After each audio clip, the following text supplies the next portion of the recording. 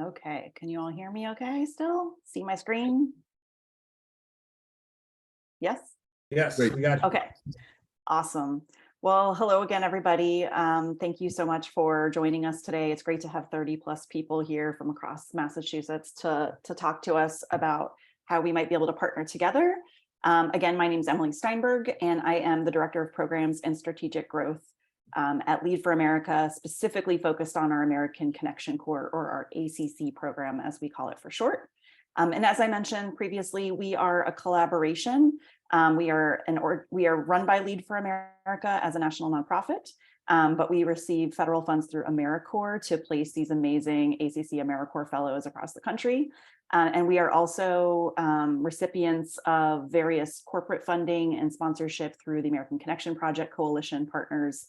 You'll see a list of them later, but those include, corporate partners like Land O'Lakes, Tractor Supply, Heartland Forward, Microsoft, and others who have really invested heavily in ACC as being one of the three pillars of the American Connection Project, specifically, putting boots on the ground to help advance digital equity in communities. So here's a photo that we just took last month at Land O'Lakes headquarters in Minneapolis, Minnesota. These are some of our amazing ACC AmeriCorps fellows right now. So what I'm here to talk to you about today is about our program. It is a relatively new program. We're only about a year and a half old. We're still in our 2-year initial pilot phase, but things are going really well. And we want to share what we're doing with all of you so that hopefully we can continue to expand the work that we're doing in new states, including Massachusetts. But what we're really looking for are those local on the ground host site organizations and partners who can supervise these AmeriCorps fellows on the ground and also provide mentorship and training on what is needed in Massachusetts specifically. And I just want to say I am a proud AmeriCorps alum myself. My entire career has been spent in AmeriCorps, never expected to do this, but fell in love with it. I've been doing this now for almost 20 years. I think it's 18 plus now. And I'm originally from New York State, but AmeriCorps brought me to Texas, where I'm still based. And it has completely changed my life. And I've run an education AmeriCorps program. I've worked for the State Commission on AmeriCorps in both Texas and South Carolina. And the beautiful thing about AmeriCorps, which I know my other colleague, the other Emily, could tell you, is that AmeriCorps is an amazing federal program.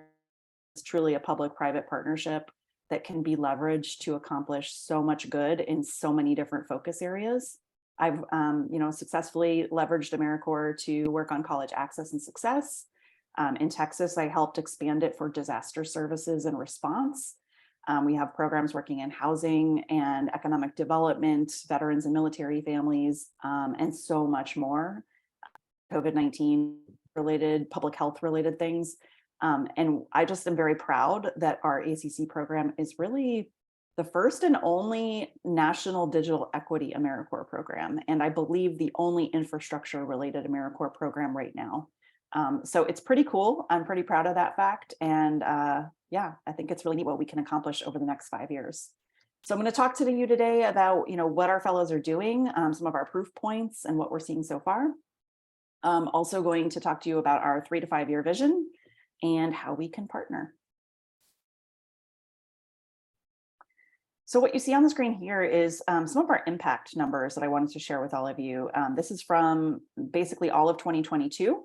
Our year-end impact so far, some of the things that our fellows have been working on. We've specifically really done well around helping communities research, plan for, and successfully apply for and receive federal infrastructure funding. Collectively, our ACC AmeriCorps fellows have helped their communities gain $33 million of infrastructure grants for their communities, most of which was a federal investment.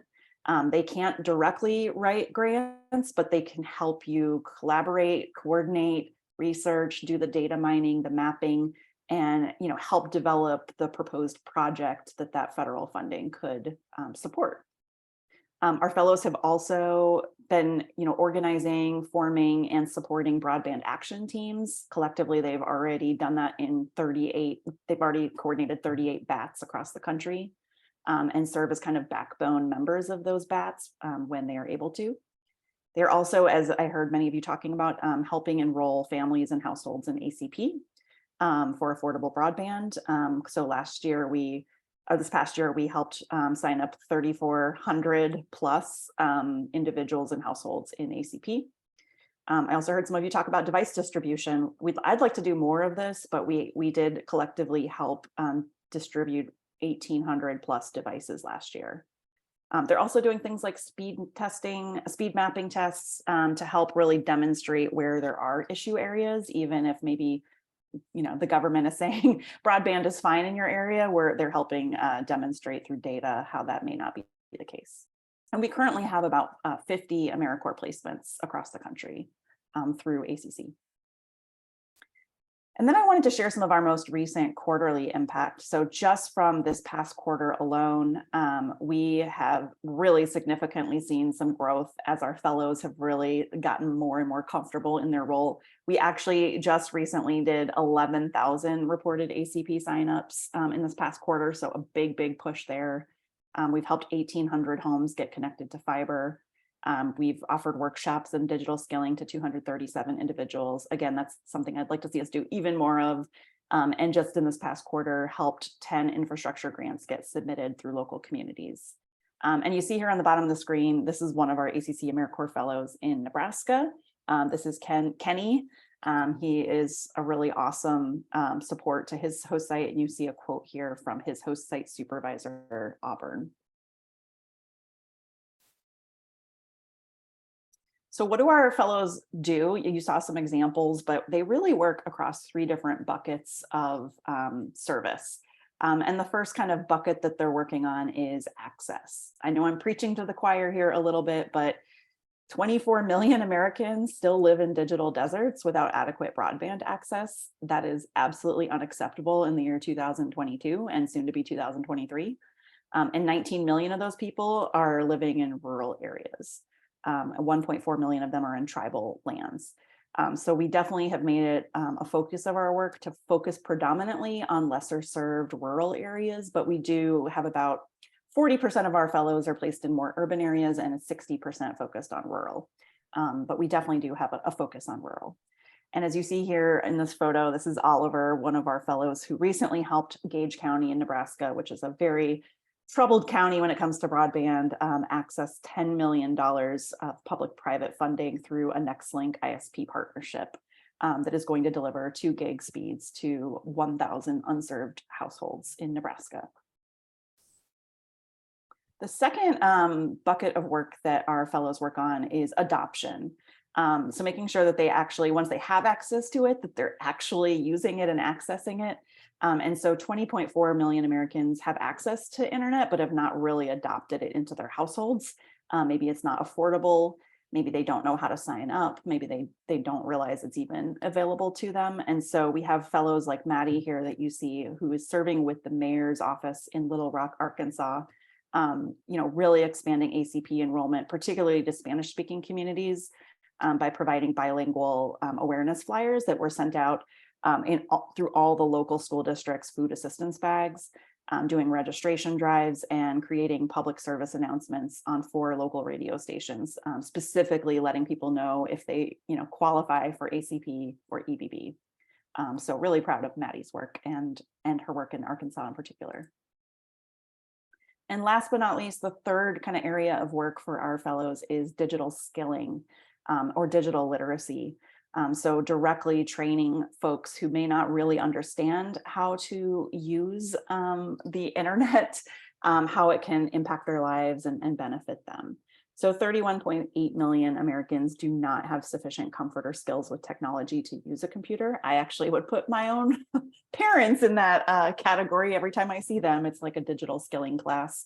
But leading digital navigator series, developing curriculum or using already existing curriculum to specifically work with at-risk groups or lesser resource folks, or also senior populations that are less comfortable using the internet. So access, adoption, and skilling. And you see here on the screen, here's 3 great examples of our fellows that are working in Illinois, Arkansas, and Tennessee, Katie, Allison, and Kathy. each of them kind of working across different issue areas. Katie serves as the broadband deployment coordinator for her county. She's able to really work on monthly meetings and help them reach their goal of reaching 99% connectivity in the county within the next 2 to 3 years, partnering with local ISPs and to really get fiber installed as much as possible. We also have Allison. She is actually 19 years old and graduated high school at the age of 13. She's one of our superstar prodigies. She is based in Arkansas and has been canvassing households to really let them know what they are able to access. She loves talking to people. She's one of those people that has no fear of just knocking on doors and talking to people. Collectively has really helped, thousands of people in Arkansas gain access to the internet, and now has 150 residents signed up for their digital literacy programs. And then Kathy, who is a native of Memphis, Tennessee, she has really excelled at training senior populations, particularly those who are above 90 years old, on how they can access the internet. And some of her stories just bring us all to tears, because these are folks that didn't know how to Zoom or Skype or FaceTime with their families back home, who didn't know how to do basic shopping on a website, how to fill a prescription online, how to attend church service virtually, and just being able to do basic tasks online. And so that has been where Kathy has really excelled. So I don't think this is as relevant to Massachusetts perhaps, but looking ahead to our growth plan, we really want to see us grow both geographically to new states and communities that need the support, but also more deeply in the cities and areas where there might be infrastructure, but the adoption is low, or literacy is low. So we see this as digital divide as both a spread and a scale problem. Massachusetts is not one of the top, prioritized states, and your cities aren't the worst adoption rates, but I'm sure, as you all know, there are communities in Massachusetts, particularly in the more rural part of the state or the western part of the state, that could really use the support and the access. So our goal is, over the next 3 to 5 years, to tip the scales on the digital divide in both rural and urban America. And here's how we think we can do that. Our goal right now is to focus on really recruiting 600 total ACC AmeriCorps fellows by the year 2025, with 60% of them serving rural communities. We think, and we've done the math, that if we can get to that scale in the next few years, by finding host site partners in these critical counties and communities, that we can really basically get the scales over 50% in each of these areas you see at the bottom: the access divide, the adoption divide, and the literacy divide. So basically, we can get we can really tip the scales, so that hopefully in the next decade, we can really solve this digital divide problem. And so that's why we're here to talk to you today, so that we can get towards that 600 fellows. So I wanted to talk to you today about how we can potentially partner with some of you if you're interested in for the next program year, which it's essentially AmeriCorps runs on the school year. So we'd be looking at launching this expansion in the fall, starting sometime around mid to late August. So I think Michael shared a flyer with all of you, and I can send it out along with the slides after the call today. But the first thing we can do is work with you to become a host if you are struggling with capacity in your office, if you need boots on the ground direct service or additional capacity building support. Our AmeriCorps fellows are basically here to help support you. We are specifically looking to partner with state broadband offices, with local governments and agencies, and 501c3 nonprofits that can support an AmeriCorps fellow. We do have certain limitations on what they can do. They cannot do anything political or religious. They can't do lobbying, but we can work with you to really customize the position description to generally meet your needs related to digital equity and capacity building. So a lot of our fellows are placed in county governments. That seems to be a real sweet spot for us, but we would like to see more statewide saturation, or even state broadband offices hosting the fellows and then helping distribute them out to local partners and local communities. So just to look at what is expected, and some of this was covered on the flyer as well that was shared. What do you have to do as a host site? You essentially need to identify and provide a site supervisor and a mentor for your ACC AmeriCorps fellow, somebody who will be checking in with them regularly, ideally weekly, who can sign off on their timesheets, who can connect them to the right people locally, who can ensure compliance with making sure they're submitting their federal AmeriCorps reporting and our ACC digital equity reporting. You also would need to provide a host contribution financially. And so we're still kind of working this out for next year, but because we do pay our AmeriCorps fellows $30,000 a year, which is the top, we're the highest paid AmeriCorps program right now in the country. It's the maximum that is allowed for AmeriCorps members to receive. But we really want to see a local host contribution of at least $10,000 per fellow. For governments, it would probably be a little bit higher, but if you were a nonprofit, it would start at that $10,000 range. But you're essentially getting, a full-time equivalent of a public service member who is passionate, who comes with training that we provide. We provide world-class training multiple times a year for our AmeriCorps fellows on digital equity. They hear directly from Microsoft and other companies and digital equity experts across the country, and NDIA representatives as well. So we are providing that world-class training, and you're providing that local match contribution. We also assist with recruitment, but you would be helping us recruit locally. We'll be posting it nationally, and we'll facilitate all of the interview process, but you would help advertise it locally and participate in all those final interviews as well. And then additionally, just basic things like helping us write a clear, meaningful, and engaging position description for your AmeriCorps fellows, and providing adequate workspace and equipment like a computer, and anything they would need to do to complete their service. So last but not least, I'm going to quote Scott here, which he's on the call today with us too. He's our Director of National Service, as you heard, but we love this quote that Scott once said, so we put it on a slide. Because this is really what Lead for America is about, and this includes our American Connection Corps as well. I believe we represent the future of national service, homegrown, focused on economic empowerment, and uniting Americans together through service. That is why I decided to join this team. And we really believe that, that is what we do best, is bringing those homegrown talent back to their communities to serve. We always try to recruit locally as much as possible, so that the people serving are directly connected to their community. Even if they're not from there, they might have gone to school there, they might have family there. They're passionate about really being embedded in that community and making it a better place. So with that, I'll just leave you with the next steps, and I can follow up with this information as well, but we're looking for host organizations to submit an online application that's pretty basic, but asks some questions about your ability and capacity to support an ACC AmeriCorps fellow. We would then schedule a call with interested hosts that have any questions or want to talk through the process, and do an interview as well. We would then work with approved hosts to submit a position description, confirm the host's financial contribution, and then we would work with you to start recruiting for next fall. We're hoping to launch our AmeriCorps recruitment in the spring. So that's why this is a bit of a tight timeline. We're looking for hosts to ideally apply by February 15th to express interest.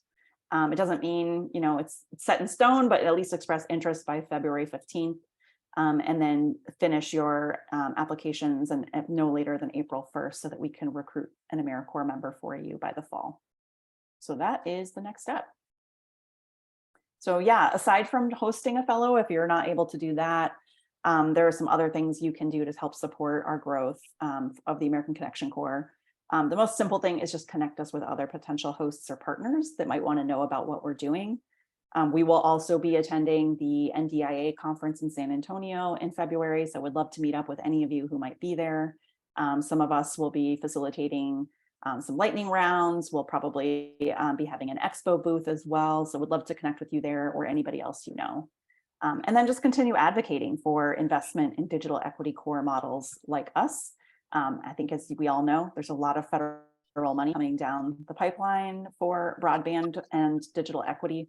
But we really want to see it go towards these core type models to really put people on the ground in communities to serve the people who need it most. And as I mentioned, we have some really great partners. A lot of them are actually agricultural companies that are investing in this for a few different reasons. One is they're having a hard time recruiting talent and retaining it in rural areas where they need people. And the reason they're having that issue is largely because there's no infrastructure or broadband available to live in those communities. So it's for their own employees and their own communities, of farmer co-ops, for instance, but also because a lot of precision agriculture equipment requires broadband access, and they cannot operate their farm equipment adequately or efficiently without actually having decent internet in the communities that they're working into. So that's, hence a lot of the agricultural companies. And we've started getting a lot of news coverage too, which is exciting. We'd love to start to hit some of the national news next year. So we're very excited to expand and hopefully really raise awareness about our program. Oh, and I guess I have Scott twice, so sorry. So with that, I will open it up to questions, or Scott, if I missed anything, but we hope that you will help work with us to tip the scales together and defy the digital divide. And the contact information on the slide is for my boss, Benya, who's actually a Tufts graduate, who actually is the founder and visionary behind our program, but was unable to join us today. So thank you so much for your time. And Scott, did I miss anything? You did not, that I know of. Or Emily Haber, anything you'd like to add about leveraging AmeriCorps in Massachusetts? I think you hit it really well, Emily. As I said, I'm here to learn and also be a resource for any of you who want to learn more about what we're doing with AmeriCorps and Commonwealth Corps and volunteers in Massachusetts. Yeah, thank you so much, Emily. And I'm going to just jump in here quickly. So first, I want to thank a lot of different people, Frank and Michael, for making time on the agenda to bring Emily and her team into this discussion. And I want to thank Emily, and Scott for joining. For those that don't know me, I'm Josh Eichen. I'm the program manager for partnerships at the Mass Broadband Institute. I reached out to Lead for America to join this meeting. I had been connected with an ACC fellow in Hawaii through our work at the state broadband office. And I thought that this program is really important and would be really worthwhile to bring to this group, because I think there's a lot of synergy with the work that you all are doing. So, and I know that we're on a crunch time agenda, but I just want to make two comments, sort of frame up here. So one is for actually the Lead for America team. So while Massachusetts did not show up on your map as a priority location because of adoption rates, Massachusetts is interesting from a geopolitical demographic perspective, because we do not have county government. We have fragmented government. We absolutely have urban communities that have high needs in terms of connectivity support, not only for ACV, but also for just general internet subscription. And, we've got the cities of Haverhill, Revere, Lynn, all represented here. These are cities of 70 to 120,000 people. They're smaller cities. They're not a Miami, but the need is just as great in these communities, in addition to our rural communities. So that I would just flag that for you all. Massachusetts be on your map.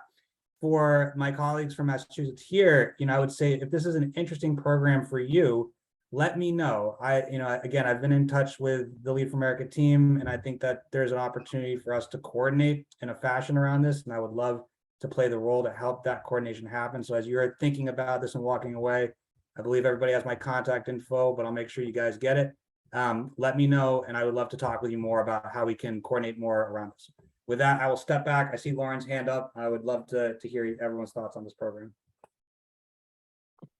Thank you so much, everybody, for the presentation. It's really helpful. And Josh knows this really seems to fill a gap that we've been experiencing in Lynn, trying to figure out how to be strategic and work with our community partners to solve some of the challenges you identified.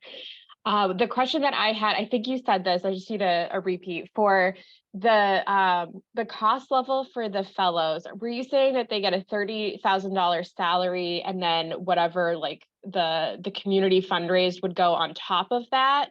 Is that how that worked? No, great question.